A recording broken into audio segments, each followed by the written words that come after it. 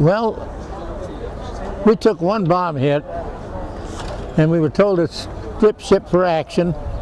And the first thing we decided to do was throw the officer's gangway overboard. So we got rid of it, and the officer said, you know, you better go get that. Well, by the time we were ready to get it, one of the bombs hit it, broke it in half, and went down underwater and blew up alongside the ship. So we had slight damage. And then from there we went into dry dock, got that repaired. Then we went to San Francisco. And from there we took a convoy to Melbourne, Australia. And we left the ships there and went to the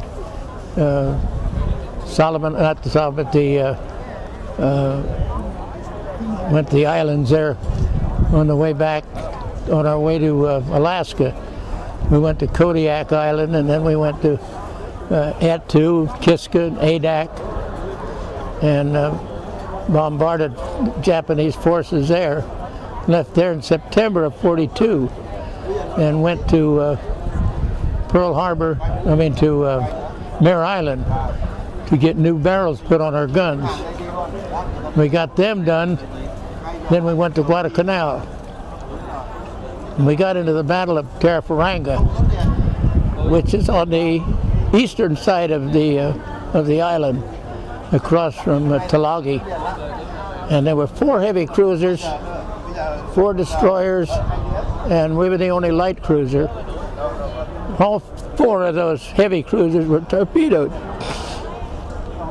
And one of them was sank, one ran aground, and the other 2 managed to survive enough to get to a safe harbor. And we left there, and then when we left there, we went through the rest of the Solomon Islands. Adak, Kiskan, Adak, Attu, that's in Alaska, but the New Hebrides Islands. And then in '44, I was transferred off to the gunnery school in San Diego. And when I left there, they asked me if what would I like to be on? And I told them, well, I'd like to be on a light cruiser, a new one on the East Coast. So they sent me to Oakland Estuary and put me on an AKA, a track cargo ship, which is a far, far, far cry from what I wanted.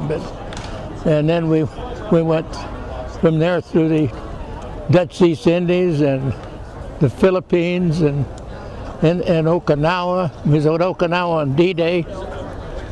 And when we left there, we went up the Yangtze River to Shanghai, and then we went back and forth between Shanghai and Tsingtao, China.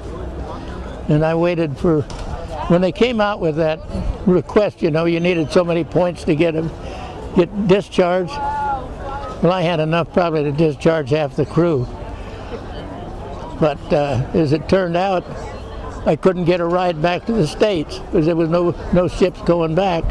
But luckily there was a signalman on board, a chief signalman, and at that time I was a first-class gunner's mate, and they would say, you know, well, we'll tell you what, we'll just check every one of these ships coming in because I want to go back too. So finally he found an APA that was going to San Diego. So we got into San Diego and they put me in quarantine because I'd been in China. So I had to spend about 10 days or 10 or 15 days there in quarantine.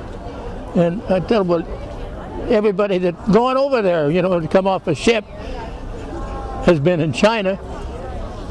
Even those that were on this APA that I came back on, they'd been in China.